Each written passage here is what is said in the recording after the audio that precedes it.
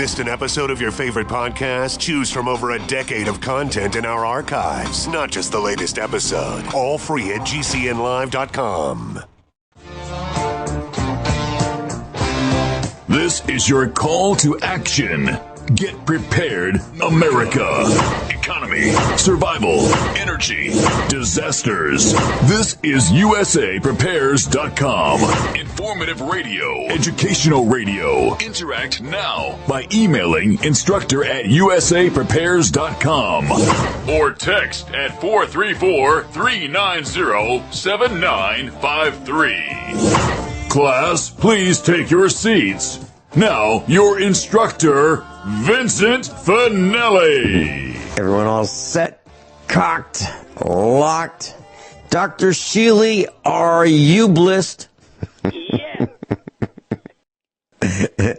Hey, Dr. Shealy, it's great to hear your voice. So, how was your adventure last week? You and I chatted the day before the broadcast, and you were going to travel and meet some people who were going to help you with some production of some of your electronic medical devices. Well, did you have fun? They were really amazingly pleasant, and They said it would take 2 weeks to get the quote for doing it, but they think they can do it. And they're in Lenexa, so it's very convenient. You know, it's only a 2.5 hour drive. Mm-hmm. Right. Well, that's wonderful. So you're talking about ramping up production of some of your medical devices. Are we allowed to say that on the air? Oh, yes, of course. The reason is that Lou Cassidy, the wonderful engineer you introduced me to, has gotten so busy that he really can't produce enough. He's been making them all at home, and he can't do that and continue doing research, so we're trying to get the load of producing the individual scalars and PEMFs and the Gigatins, and heaven only knows what will come next, all of them, so he can just continue to do research. Yeah. And by the way, the devices that I have that you provided for me, the scalar and the pulsed electromagnetic frequency device, they're just humming along just fine. No failures of any kind. So they're just working nonstop. So thanks so much. Well, thank you. I would not great have, job. you know, if you had introduced me to Lou at the expo in Lebanon, I wouldn't be where we are. Yeah, well, so thank you to Dr. Shealy and thank you to Lou. Well, Dr. Shealy, I was remembering years ago that Mrs. Finelli came home. We lived in the suburbs on the East Coast. And she came home and she said, by the way, don't drink the water. And she referred to a conversation she had earlier that day with a man that she just met who worked for the utilities, the water utility in the area. And he said, yeah, we had a rainstorm, and the word he used was cross-connect, which is the official term for what happened. And that was the sewage system cross-connected with the potable water system. That is a neologism that does not need to exist. Yeah. But, well, here's the... Well, he's just trying to avoid telling you what happened. Yeah. So what happened was the sewage system overflowed because the rain was greater than the channeling of diverting the rain away from the sewage pools at the municipal sewage treatment plant. Overflowed, and sewage went downhill and cross-connected with the city's water supply, or the municipal water supply. Well, there's an article I was reading about cross-connects, that it's way, way worse than just rain causing this problem. And I'm going to read the headlines. This is the Inquirer. And it's Philly.com, Philly, as in Philadelphia. And it says, at some Philly homes, toilets get flushed into the city's drinking water source. The underground detectives are on the case. And that was updated March 21st, 2018. So what you see is this image of this guy with this reflective smock on. It's kind of a yellow and orange smock, and he's got his, his work blues on, and he's pouring some green dye down a sidewalk drain. And what they want to do is look for this dye in the water supply and see if it finds its way into the water supply that the city draws from for potable water. Well, it's a big problem. And it goes on to say, this article goes on to say that in some Philadelphia homes, human waste, shower water, dirty dish grease, and other stuff that belongs in the sanitary sewer system is going down the wrong pipe, sending it into the waterways that feed the Delaware River, the city's primary source of drinking water. The city does filter and treat the water it draws from the river, so drinking water would not be contaminated. However, sewage in the river could pose a threat to people who swim in it. And the bottom line is it poses a threat to everybody, whether they treat the water or not.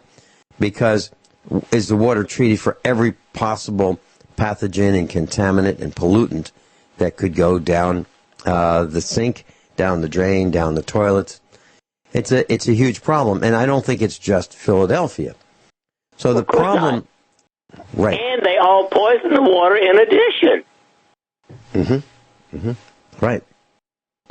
So what has happened is that there are, older homes, and when we say older, we're talking about, and not that old in my opinion, but we're talking about from 1940 on, and there are pipes that have been connected to the city's sewer drain system, and if you have flooding in the streets, you just send that down the sewer drain into the river. That makes sense. But there are crankcase drippings, drops of oil that come out of trucks and tractors and cars going down the streets and highways and byways, and then you have the additives that are put in the road salt that get washed down the drains, and ultimately it ends up in the rivers. And then, of course, we drink from that water. And I believe this is the same kind of thing that happened to Dishonest Abe's son, who got sick from drinking water from the Potomac River, where the water was drawn at the White House when Dishonest Abe was there with his family. So it's a huge problem. And what is happening is handymen and women who hook up things in their own houses, just hook them up, and they go, well, here's a drain, we'll just plug it into there. And so they may not know exactly where that drain goes because they were not the original owners of the house, they weren't the designers of the house, they're maybe the 5th, 6th, or 7th owner of the house, and things have been changed in the plumbing, and they really don't know what they're doing, so they can hook up sewer connections to they can hook up the toilet or the sinks to the drains that are not supposed to go anywhere except for the treatment side of the equation, meaning the sink. Let's just take a sink or a shower. That should be connected to a septic system or to the city sewer system for wastewater treatment, not the storm drains. So that's the problem that we have, and how do we fix it? I'm not really sure because it is so huge. It would involve inspectors and detectors and rejectors visiting every single building in the city and uncovering exactly how everything's hooked up. And the reason I know this is because I was helping one of our farmer friends and instructors with his house wiring, and I had to take his entire wiring panels apart, all of them, 4 of them. Had to take them all apart to figure out which wire went where, because I couldn't tell without opening up all these panels. And I have a feeling that they have to, in order to fix this problem in Philadelphia, they've got to do something similar, but not with wiring, but with plumbing. And I think it's a serious problem. And the reason I'm mentioning all this, Dr. Shealy, is my question is, do you think that people are getting sick because they're drinking contaminated water? Forget the fluoride and the chlorine. I'm talking about water contaminated with sewage. Well, all I can say is I'm happy I live on a farm. I would not want to live in a city of 500 people or more. I've got to agree with you. And so that brings to mind my next question for Dr. Shealy, medical doctor. NormShealy.com, class. Norm Shealy, NormShealy.com. And so I was in the shower this morning, and I was thinking about some of the things that we might be talking about today. And I was thinking about the number of people who are obese in the United States. It's just staggering. And maybe they're staggering. But the point I'd like to bring up is that, and you don't have to answer this, and I don't know how to pose this question delicately, so I'll do my best. So I imagine that in my mind that, a patient comes into you and says, Dr. Shealy, I'd like you to check me out, and then you say to this patient, it would be really good if you lost 50 pounds. That'd be a good start. Maybe 100 pounds would be, that'd be great. That would go a long way in helping you with your diabetic problem, your lack of energy, and so forth, and this other stresses on your organs. I mean, your entire body's under stress, and it'll prevent, it'll reduce the likelihood of a heart attack. So I'd like you to consider losing 50 pounds to start. Here's how to do it. 100 pounds is our goal, and I think you'll feel a lot better. So I'm just putting words in your mouth, Dr. Shealy. And then, months go by, and that same patient comes in to say hi and how you doing and for a checkup, and you go, didn't we talk about losing 50 pounds? And then your patient says, yeah, but Dr. Shealy, you have no idea. Do you know how good bagels taste? Do you know how good sub sandwiches with salami and pepperoni? Do you know how good that tastes? I just can't do it. If I pass a Subway sandwich shop, my car just pulls right into the parking lot, and the next thing I know, I'm ordering a triple wide, double high, sub sandwich. Can you address that frustration that I'm imagining that you have when you experience that, and you give someone the advice that will save their lives, and they ignore it? Because I think that that's what's happening all across America. I could be wrong, and I'd love to hear your response. Dr. Norm Shealy and I will be right back. Class, Dr. Norman Shealy is with us, and I was talking about that great big double wide, extra long sub sandwich that some people find it hard to pass. And Dr. Shealy, so how do you react to people who you're trying to help, give them the right advice, you know that they need to take your advice, and yet they don't? Because I'm finding that in my world, people are asking me for advice, I give them advice, and they don't do it. Well, they just don't do it.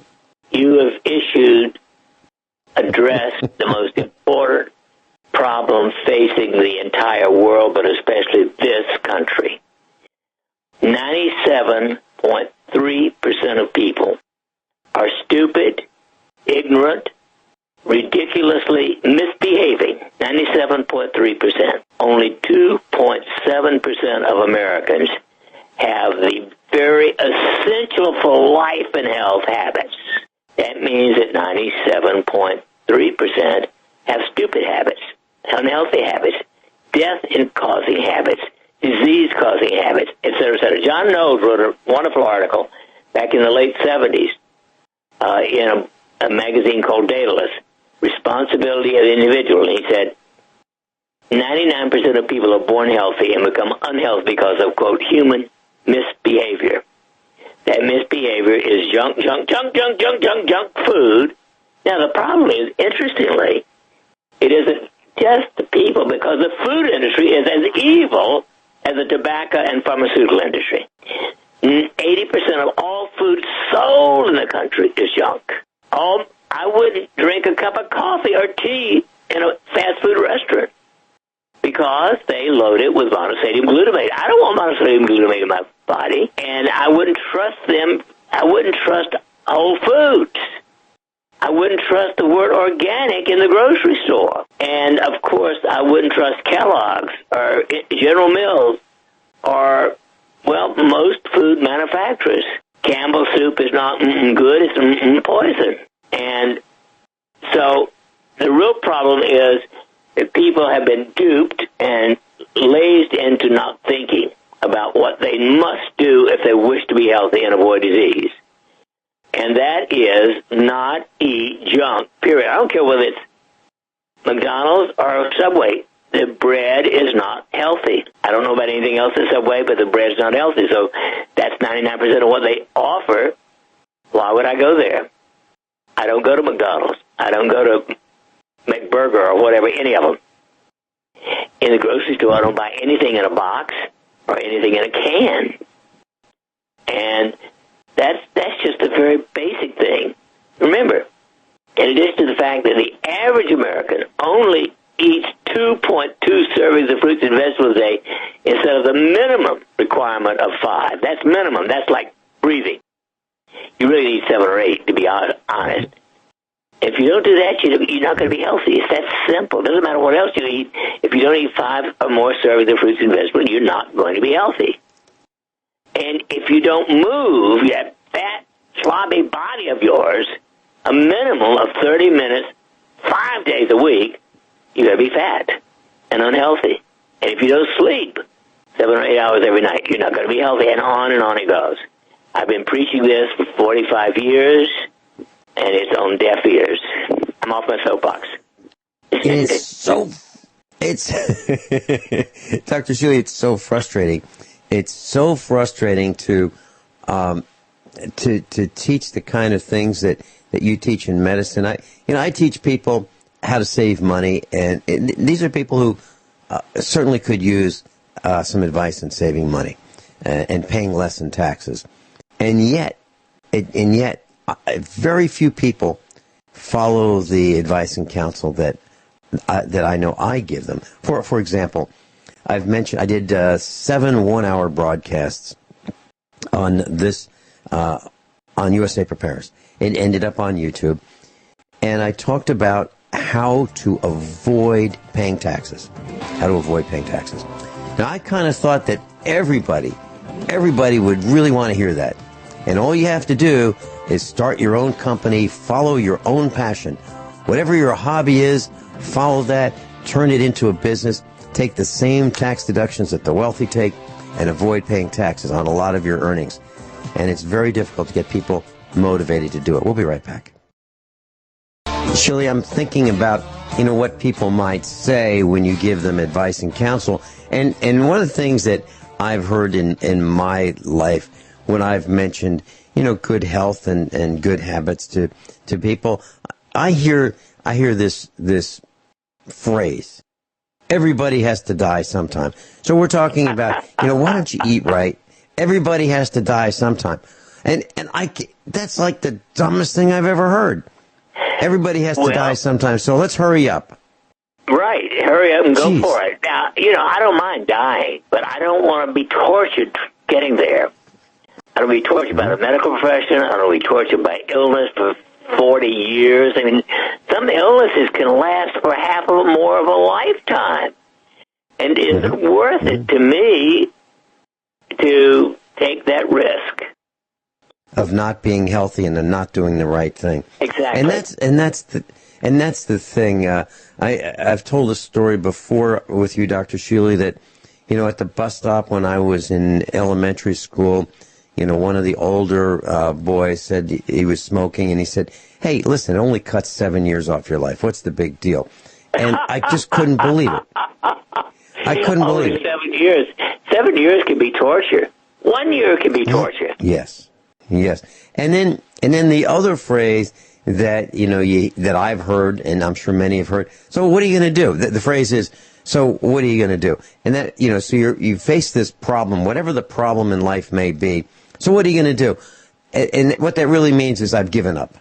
I've given up, and that's what they're telling you. They've given up, and it bothers me because, for example, just this simple thing about paying less in taxes.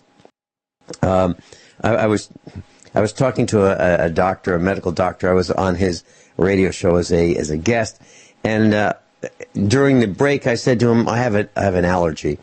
And I don't know, maybe you can help me, maybe you can't. And I was kidding with him because I said I'm allergic to paying sales tax. I'm allergic to paying sales tax. And we got kind of a chuckle out of it, but I am allergic to paying sales tax. And so what I do is I buy things used, I buy things from other states and I have them shipped, and I don't want to pay sales tax. So I don't want to pay more taxes than I absolutely positively have to.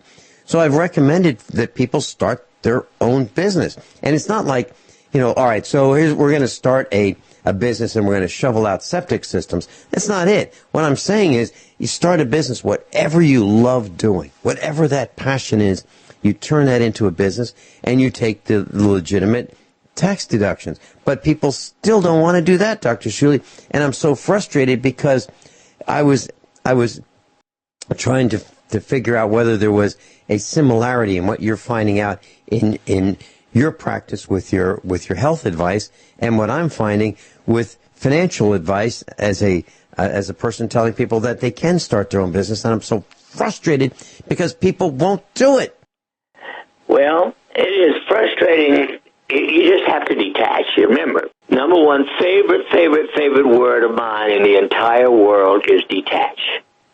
I can temporarily allow myself to get frustrated over people doing stupid things or not following the most intelligent information in the world, but I will not waste my life energy over it. So if you are angry, guilty, anxious, or depressed over anything, if you cannot change it, you can't change it, then who cares? Detach. Yep, and our son has actually both of our boys have the same expression. And, I can be describing something and they'll look at me, they'll say, hey, it's not my problem. Now what they're not saying, I'm not saying that, hey, boys, here's something that's happening to the family. And then they turn to me and say, it's not my problem. It's not like that. If I'm describing something that's happening in someone else's life and they'll turn to me and it could be something that they're doing that is really dumb, meaning the other family. They're doing something that's really dumb. They'll turn to me and say, it's not my problem. What they're saying, Dr. Shealy, without using the word detach, is they're saying, I'm detached from that. It's not my problem. Exactly. Vince, I take this back to the beginning of the nuclear warfare. The idea of nuclear energy, to me, when I was a young adult, and of course, I was in medical school not that long after nuclear energy was introduced. And from the beginning, it has seemed like the single most stupid thing the human race has ever done. Because we don't know how to handle it, we don't know how to get rid of it. And yet, I know I can't change it. Therefore, I'm not going to waste my energy fighting it. And that probably Well, that was probably the beginning of my detachment from most of the crud that goes on in the world. I agree with you. It's bigger than us, and it's based on individual greed of just a few. Just a few people at the top have decided that they're going to litter the entire planet with nuclear waste, radioactivity, and they don't care because they got theirs.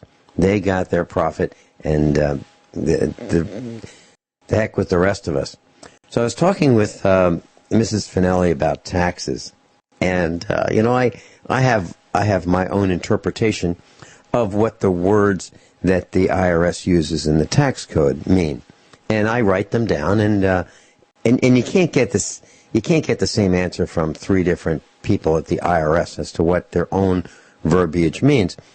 So Mrs. Finelli and I were in the kitchen, and she said, "Hey, Vin, do you realize that the IRS is now saying that if you don't make a profit in 3 out of 5 years, the IRS can declare your business a hobby? Not a business anymore. It's a hobby because you haven't made a profit in 3 out of 5 years."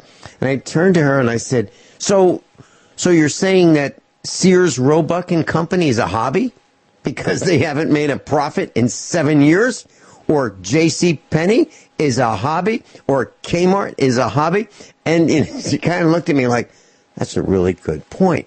And so here we are, we're being surrounded and pushed and prodded and poked by these government non-elected representatives telling us what to do and destroying our potential for livelihood.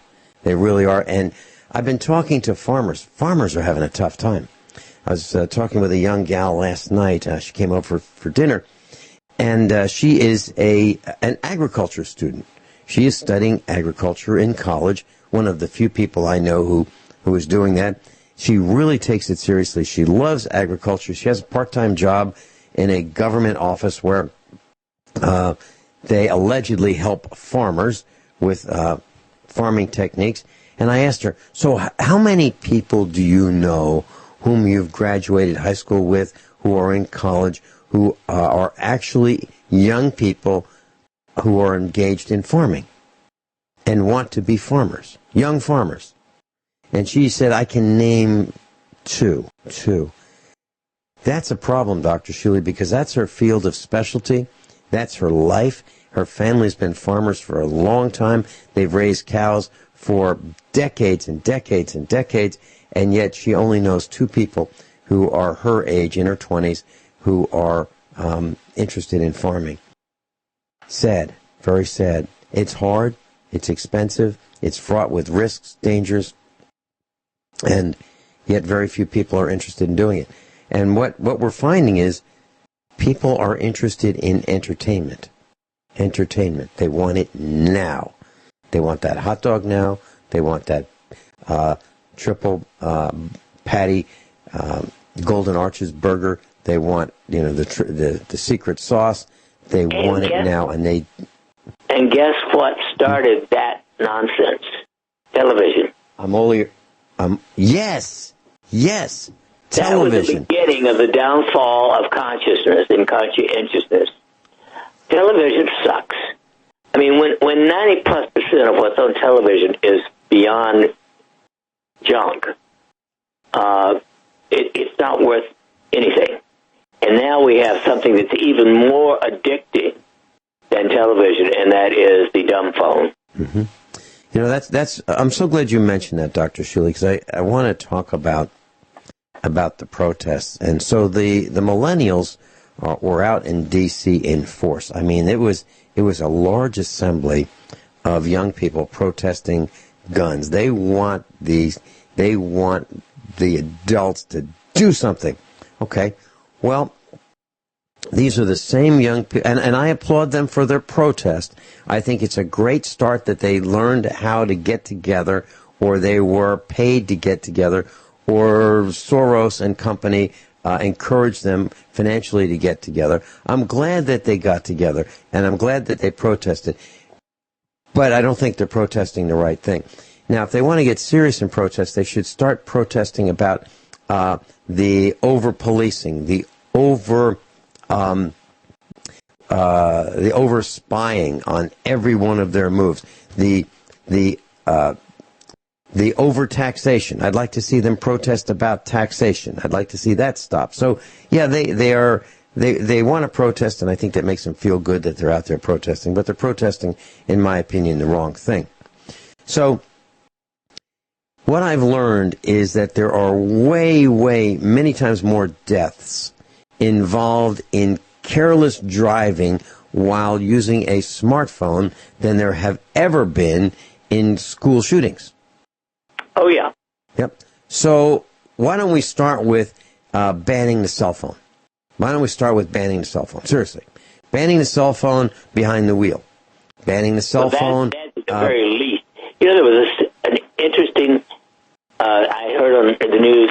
I only listen even to the news when I'm driving in my car. I don't do it at home. But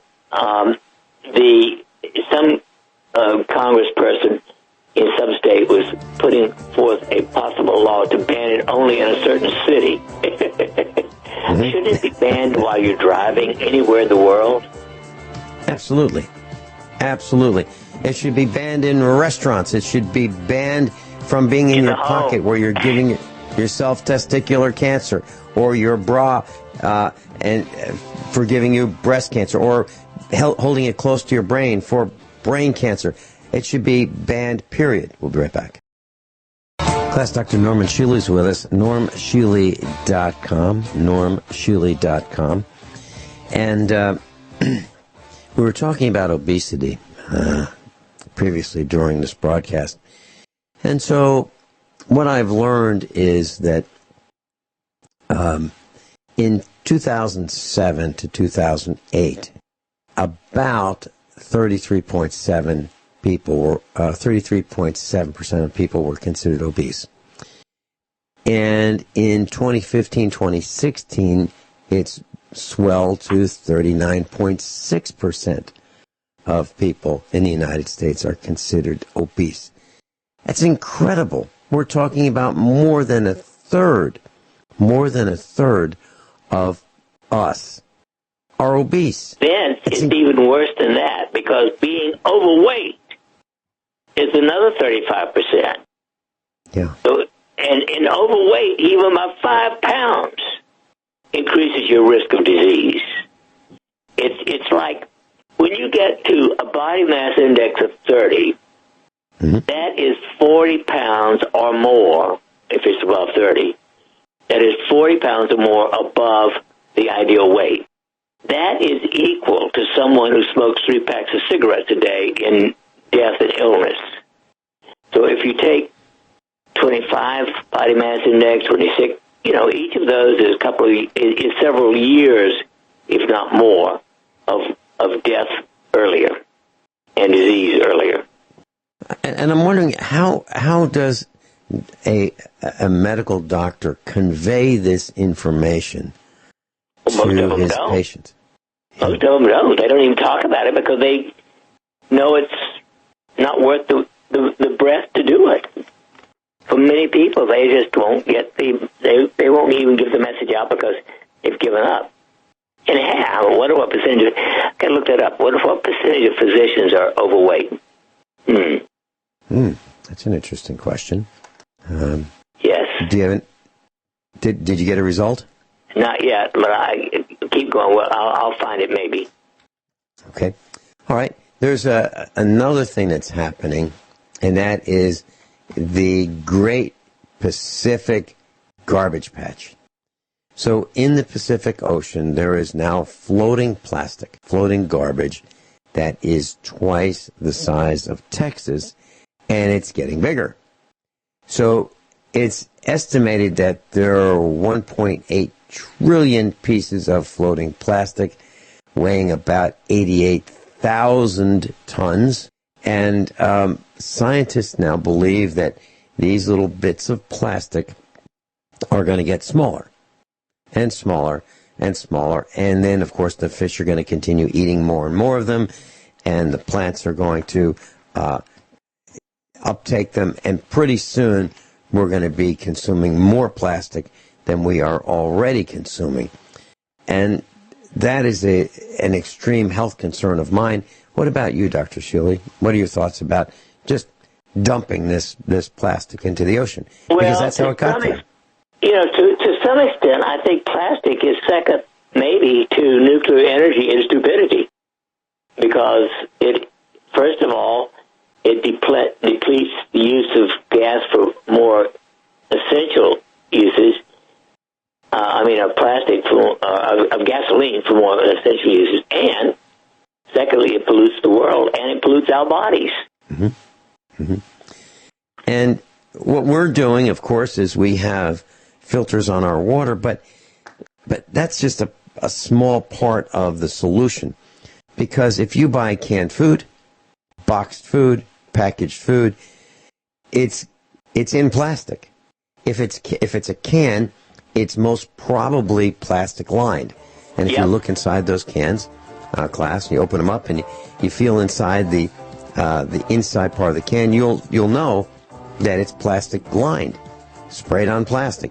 If you look at what's in the boxes of food, the boxes are the outer shell of a plastic bag that houses the contents of your food. So your food is in plastic. You're throwing away all this plastic. You're consuming small amounts of plastic that leaches in from the packaging into your food. This is like a terrible situation. So it looks like you've got to grow your own. I mean, that's raise your own and grow your own. It sounds like the answer to me. Dr. Shealy, do you have another answer? Everyone all set? Cocked, locked. Hour number 2 of USA Prepares. Dr. Norman Shealy's with us. We're talking about this garbage patch in the Pacific Ocean that is larger than the size of Texas. Now, Dr. Shealy, there's no way I can imagine that this could be accomplished, building a floating paradise of plastic and other trash in the Pacific Ocean that's larger than the size of Texas without the cooperation of the governments of the world. Well, impossible to do it. What is the number one mafia in the world? Government. Well, yes, yep, and closely behind in terms of cartels. And here goes our last listener. When I say this, organized religion. Organized religion. Well, of course. I believe is another cartel, and I've been referring to organized religion in our household as the insurance cartel. Because I believe that people have been conned into believing that they have to be a member of an organized religion to get to the promised land or heaven. And I believe that you do not need to have a broker, a human broker standing between you and your God. I believe that if you want to believe in God, that's wonderful. I think that's absolutely fabulous. But I don't believe that you need to have a hired gun, a bishop, a cardinal, a priest, a rabbi, a minister, or a preacher between you and your God. I believe that you can find your own God and you can believe in him or her or it, and you can do it without paying a tithe to a building and a organized cartel. I really believe that. Oh, well, I suppose if we look back in history, the two things that have been somewhat consistent as long as people have been around is government of some kind, mm-hmm. and crime of some kind. Yes. And the mix of the two is, about 50-50. Yeah. And I was thinking, I was raised as Roman Catholic, and I was educated by the Jesuits. And some people have said, oh, my gosh, those are two crime syndicates, and or the same crime syndicate with two divisions. And I actually am embarrassed of what the Holy Roman Catholic Church has done. Literally, class, you're not going to believe this, but you want to talk about torture, death, mayhem, destruction? The Holy Roman Catholic Church, according to my research, has hung people upside down. Oh, cut off upside heads. Down. Cut off heads. Yeah, they've cut off heads. Genitals. Yep. And the absolute worst torture, the worst torture that I can think of, the Roman Catholic Church has done. That is, have the arms and legs spread of a person hung upside down. Right. And then saw the person in half, starting at the crotch and working your way down. Right. So they are, and still, in my opinion, behind the scenes among the most evil in the world. But it's no different. Look at the Baptist Church. I had an aunt once who, if she saw the Baptist minister park at the curb, she would lock the door and go hide in the closet. Because was she afraid of being sexually yes. tormented, abused, raped? Yes. Yeah. When I lived in Virginia, Dr. Shealy, I learned about the Baptist church in our little village. And what I was told was that the preacher had bedded a lot of the wives of the flock in his church. Oh, just to help them with whatever their problem was. he would have sex with them. Now, if I were the husband of that wife and that minister or preacher did that to my wife, I might wish to castrate him. Absolutely. There, I wouldn't wait for the authorities. I would have a chat with that guy. Well, it'd be more than a chat, but absolutely, because it's unacceptable what these people are doing. And of course, you've heard the stories about the Roman Catholic Church and the pedophilia and the homosexuality, and I'm telling you that we had a teacher when I was at this all boys Roman Catholic Jesuit taught institution for 4 years. We had an instructor who was in the garb, the black robe, the white collar, who we referred to as, he was a history teacher, and we referred to him as HB. So who do you have for history? HB. Who do you have for history? HB. Well, at my 25th reunion, high school reunion, I went in with Mrs. Finelli, and I was greeted at the entrance by one of the lay teachers, and his name was Vinny, same name as mine, first names, and he was also a history teacher. And I said to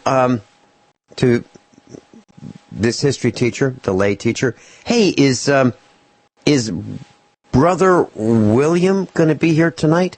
With all of the 25-year reunion attendees?" And he said, "Homo Bill?" Now that's unusual, because actually years ago I had a 73-year-old Catholic priest come to me because he still was having problems with his homosexuality. And I asked him, I said, there is a rumor that 70-some-odd% of Catholic priests are basically homosexual, and he said yes. Okay, so, that was what I told about the 25th reunion is absolutely true. Now, we didn't call him, per se, Homo Bill as students. We called him HB. We called him HB, which stood for Homo Bill. And I was, I think I mentioned this story as well, one of my boyhood friends from high school had a business. And the business was a flourishing business. And I happened to be in the same state traveling. So I looked him up. I looked up this business. And I found his phone number, and I called him. And I said, "Hey, I'm in the area. I'd love to come and see you. Would that be okay? Is it convenient for you to spend a few minutes with me?" And he said, "Sure." So he told me his new location. I drove out there, and Mrs. Finelli was doing something with her mom and dad. This was many years ago. And so I met with him, and we were in his office. And he leaned over, and we were chatting about all kinds of fun stuff. And then he leaned over across the desk, and he said, "Hey, were you ever approached by one of the brothers?" Meaning one of the Jesuits? And I said, "No." He said, "Oh, man." And he named this brother, and he said, "Yeah, he got me a loan, and he ran out of there." And he said, "It was really pretty frightening, because this guy wanted to have his way with my friend, who was, a teenager at the time." And so there's another story. So there's two stories about, the brotherhood. So if you have young children, class, and you're involved with any of these preachers who have these getaways, what would you call them?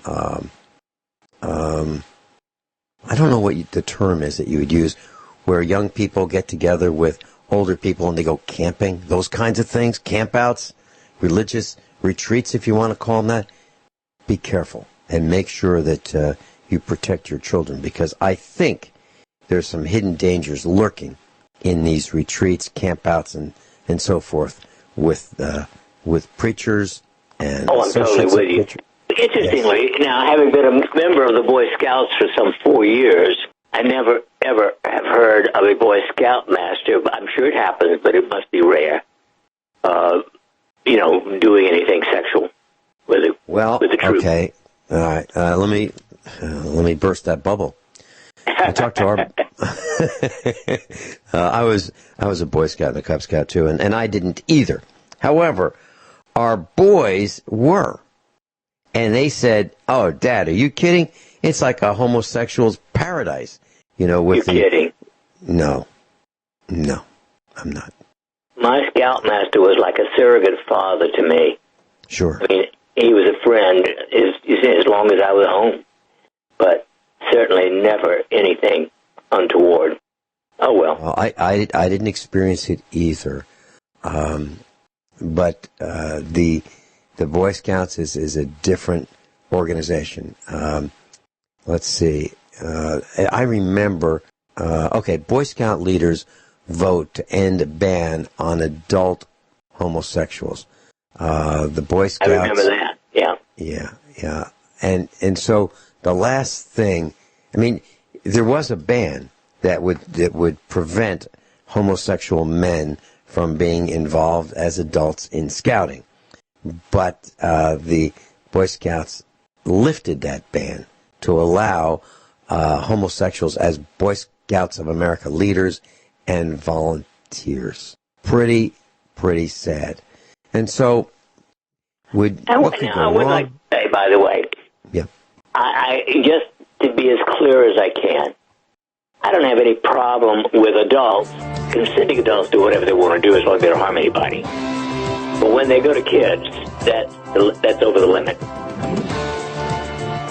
Yeah, and so we can talk a little bit more about this when we come back, class, but do your own research. Don't believe anything I say.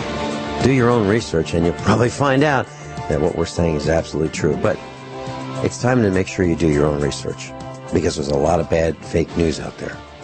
But what we said is not part of that. Class, Dr. Norman Shealy's with us. NormShealy.com, NormShealy.com. Dr. Shealy has been a broadcaster for decades, and he's an author of way over 30 books, and he writes a newsletter that you can subscribe to. You can get it free, just as I do, and just go to NormShealy.com and sign up for it. The list is not sold. It's not like Facebook that is willing to sell your data to anybody who will pay the price. So it's private between you and Dr. Norman Shealy. Dr. Shealy, the Boy Scout oath, law, motto, and slogan and outdoor code. Here they are. So the Boy Scout oath or promise is, "On my honor, I will do my best to do my duty to God and my country and to obey the Scout law, to help other people at all times, to keep myself physically strong, mentally awake, and morally straight." That is the Boy Scout oath or promise. And a Boy Scout is trustworthy, loyal, helpful, friendly, courteous, kind, obedient, cheerful, thrifty, brave, clean, and reverent. The Boy Scout motto, "Be prepared." The Boy Scout slogan, "Do a good turn daily." And the outdoor code is, "As an American, I will do my best to be clean in my outdoor manners, be careful with fire, be considerate in the outdoors, and be conservation-minded." That's what the Boy Scouts have taught me, I'm sure Dr. Shealy, and others as well. However, in 2014, the Boy Scout does a flip-flop that allows open homosexuals as troop leaders. Let me read you this. It's called LifeSiteNews.com. In Irving, Texas, July 2014, the Boy Scouts of America have changed their long-standing policy and will now allow open homosexuality open homosexual troop leaders. The executive committee unanimously passed a resolution to lift a ban on gay and bisexual adult leaders. The resolution passed by a committee of 17 will become, this is as of 2014, will become official Boy Scout policy if ratified by the National Executive Board on July 27th. The Boy Scouts have been moving toward endorsing homosexuality for years. The National Council voted to allow openly homosexual youths, boys, and young men identifying as gay to become scouts and participate fully in the Boy Scouts programs counseling, personal training, and group trips. However, they kept a ban on gay troop leaders, which they were going to reverse. BSA President and former Secretary of Defense Robert Gates called on the organization to lift the ban on homosexuality. So that's what happened, Dr. Shealy. Well, I didn't realize they lifted it on scout leaders. I thought they'd lifted only on the boys. Oh my, well. Now it's everybody. Nothing is safe anymore, anywhere. Yeah. So from my perspective, class, you've heard me mention this, and I'm sure Dr. Shealy has an opinion, but I don't contribute to organized anything in terms of, people asking me for money. I believe that there is too much potential for my hard work converted to money, if you will, to be subverted, diverted, misused for purposes that I absolutely don't approve of. And you can call that the amount of money that is diverted by the executives for jet travel and jets and junkets and things that are not the purpose of the organization. Okay? And I refuse to do that. But what I will do is contribute my hard work, effort, and money to direct causes where I know where 100% of it goes where I think it's going to go. So if somebody's hungry, I don't give them money. I give them food. So when we come back, Dr. Shealy, if you'd like to comment, I'd love to hear what you have to say about that. That's Dr. Norman Shealy's with us. Dr. Shealy, do you have any comments about what I mentioned about organized charities and how I do not give any of my hard-earned money to organized charities? However, I will help people directly when I know 100% of what I help them with goes to where I think they need the help? I think that's extremely smart, Vince. I have to admit I've not been that wise. But, like I've given more to Missouri State University than everything else in the rest of my life, probably. And I'm very pleased with the way they've used the endowment that I gave them as the farm. But in general, I don't trust most organizations, so I'm with you. Well, class, for those of you who may not know, Dr. Shealy lives on an absolutely magnificent farm. And he gave the farm to Missouri State University, right? And would you mind sharing why you did that and what they're going to do with that farm and what your expectations are in terms of education and knowledge? My wife died in April of 2011, and she, of course, was the manager and chief operator of the farm. And I just did not have time to manage that and my medical work, so I donated the farm to Missouri State University, and they use it as their finishing farm for cattle. I think we have 116 head of cattle on the farm now. Mm-hmm. And also, I endowed a chair of conscientious psychology, which I'm very pleased. The young lady they've chosen for that is just a real ball of fire. Yes, and I'm looking forward to having her on the air with us and talking about conscientiousness. I met her at your birthday party, and I think she's absolutely wonderful. And thank you for what you have done for humanity, Dr. Shealy. I have said this before, that probably in your absence, that you are a national treasure. And I really mean that. So thank you, Dr. Shealy, for all of your hard work and and the things that you do, that even when you face adversity doing them by the medical mainstream medicine, I just ignore. To me, that's another place where I detach. Interestingly, someone mentioned, I was in Northern Virginia, Fairfax, this past weekend for a workshop, and someone mentioned the 60-some-odd holistic physicians who've been murdered in the last several years. And I said, well, and, they wanted to know if I was worried about being attacked. I said, no, the bastards know that I'll haunt them if they kill me. So I just can't spend time worrying about it. Okay. Let's see. Dr. Shealy, I'm a gearhead, if you will. I like engines and I like tinkering with them. And I'm never satisfied that they are running at the optimal level. I'm always looking for more performance, more frugality, if you will. I want more bang for my gasoline or fuel dollar, more bang for the buck, if you will. So I'm always looking at ways of improving the thermal efficiency, etc., from the internal combustion engine, which has not changed very much in overall design for 130 years, literally. Wow. Since it really hasn't. I mean, we still have pistons and they go up and down. We still have rings. We still have valves. We still have 4 cycles: intake, combustion, explosion, exhaust. We still do that. We've tweaked them, where they're more efficient, but it's still the same piston, crankshaft, camshaft.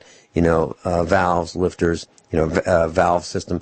We've introduced computers, but it's the pistons still go up and down, and there's still four cycles or 4 strokes of the internal combustion engine, whether it be diesel or gas power. They still have these 4 cycles. But so what people have done, and here's the analogy between the dinosaur fueled, if you will, petroleum fueled engines, whether it be gasoline or propane or natural gas or diesel. They still have a lot of mechanics in common. And what some people have done to make their engines more powerful is they've increased the amount of fuel. So if you have a diesel engine, you can override the computer that controls how much fuel is delivered during each explosion of the engine. And there are internal explosions. You'd certainly hear it if you didn't have a muffler, an exhaust system. If you just had wide open exhaust manifolds, you'd hear each one of these explosions at idle. But what people have done in diesel engines and also gasoline engines is they've introduced more fuel to make more horsepower and more torque. And you'll see this with the young people who will step on the accelerator of their diesel pickup truck at a traffic light, and you'll see a cloud of black smoke. That's unburned fuel. Now, my son and I have talked about this, and he's a gearhead as well. And I said to him, look, more fuel, more horsepower means it wears out faster. Okay? So it will, yes, you can make more horsepower than the original designers of that engine had intended, but they designed it so that it would last, longer than a year, because they have detuned the engine, made it stronger than maximum horsepower for a minimum amount of time. And so we've talked about that. Now, my question is a medical question. So we people can consume more fuel, but do we lower our engine's life expectancy by doing so? And simply I'm saying that if we put more fuel in the engine, we can make more horsepower, but the engine won't last as long. We've had race cars that we've made, drag strip race cars, that will make an enormous amount of horsepower for 6 seconds. And then the engine needs to be torn down and rebuilt because it's worn out 6 seconds. Literally, I'm not exaggerating, 6 seconds later, because of the stresses that we put on it by adding more fuel, more air, and increasing the explosions. Well, are we doing that? Are we doing the same thing, Dr. Shealy, in our lives by increasing the amount of calories that we are consuming? Are we shortening our life expectancy just by the sheer fuel that we're consuming? Yes, indeed. I mean, we're not only consuming junk, but over 70% of people are consuming more than they need.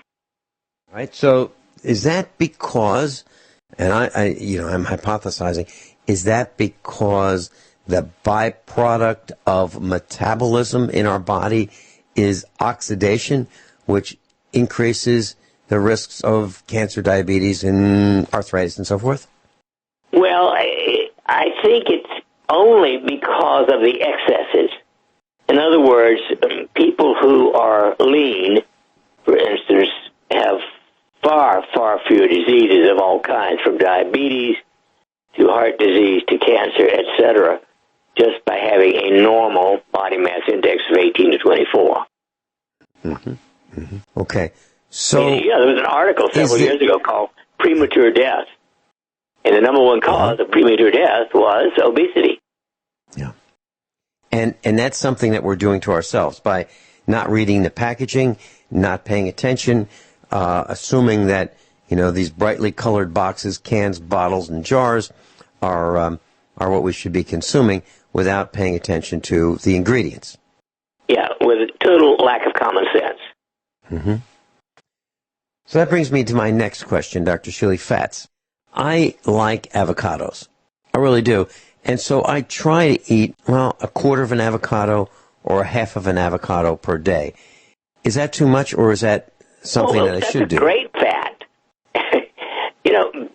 Fats in general, fats are not bad. It's fats eaten with carbohydrate that cause the problem. This has been known for 100 years. Fats themselves are not bad unless you consume carbohydrate with them.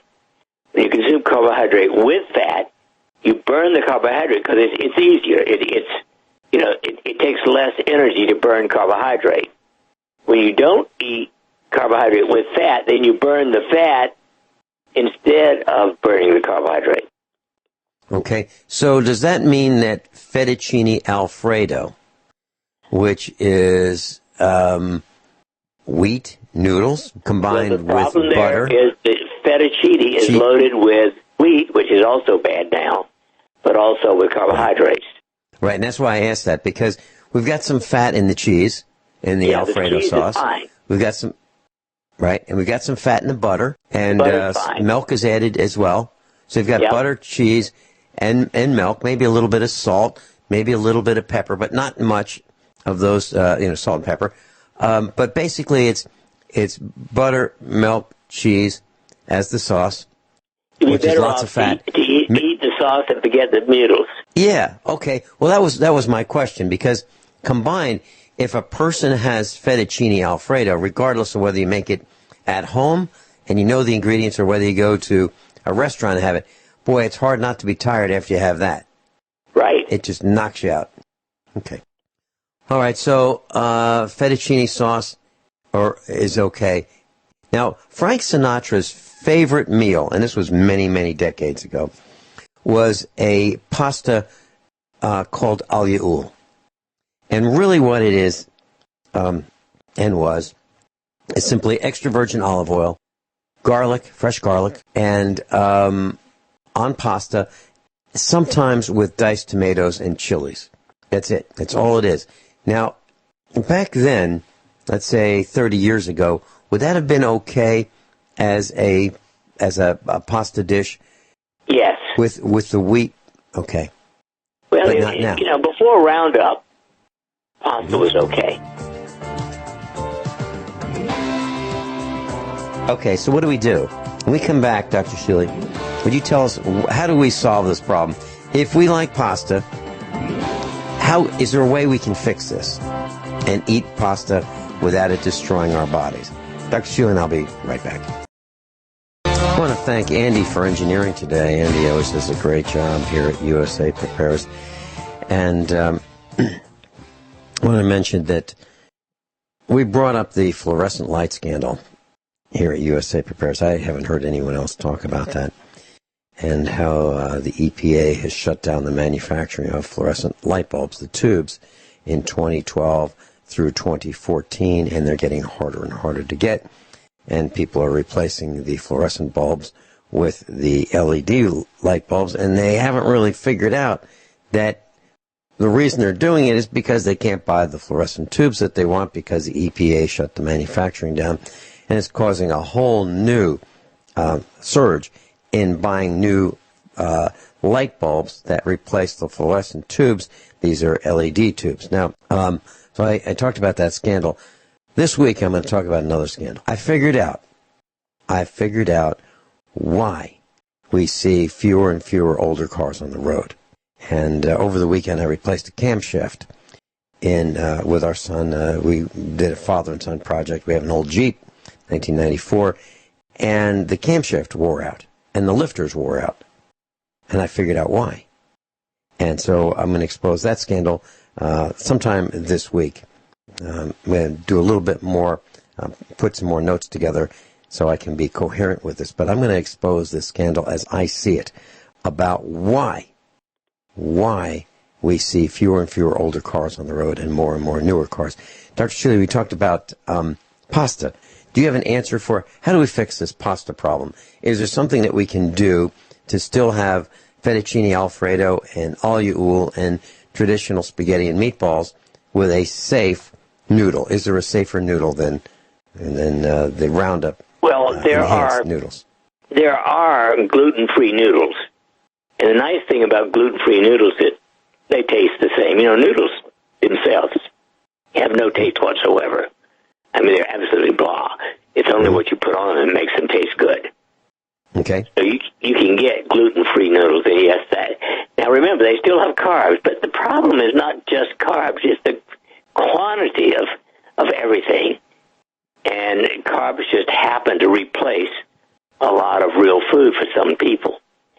80% of your food should be alkaline producing. And what would that be?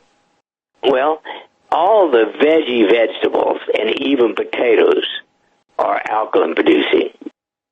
Most people, remember, the average person consumes 2.2 servings of fruits and vegetables combined a day instead of 5 to 8. So the real problem is... I'm sorry? Fruits, vegetables, and we can have some potatoes. That's white and sweet potatoes? Well, sweet potatoes are even better metabolically than Irish potatoes. Okay. All right. What else must we consume to get to that alkaline state, 80%? Well, you know, it's scores, literally, of vegetables of various kinds, and they do include, and nuts and seeds. You know, nuts also are, of all the plant substances, they actually are among the hardiest of all. Okay. Do Nuts. Do you have a favorite 3 or 4 nuts that you recommend and like? Well, yeah, cashews, and although peanuts are really a legume, they are my favorite. Okay. Cashews, peanuts. What about walnuts, almonds? Excellent. They're tops, absolutely.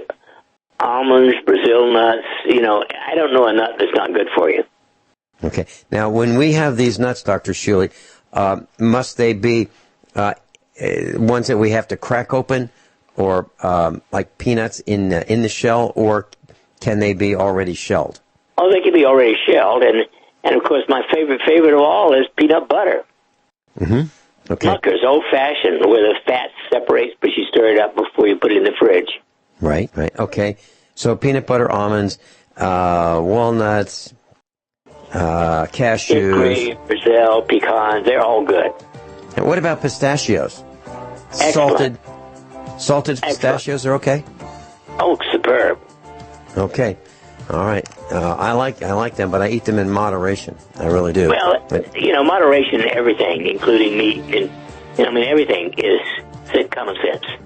Okay, Dr. Shealy, what I've been doing is the dinner plates that we used to use for lunch and dinner, not anymore. I use a dessert plate. I use a dessert plate size for all my meals, and that way I don't overeat. Just a little tip that Wisdom personified. Thank you, Dr. Shealy. See you next week.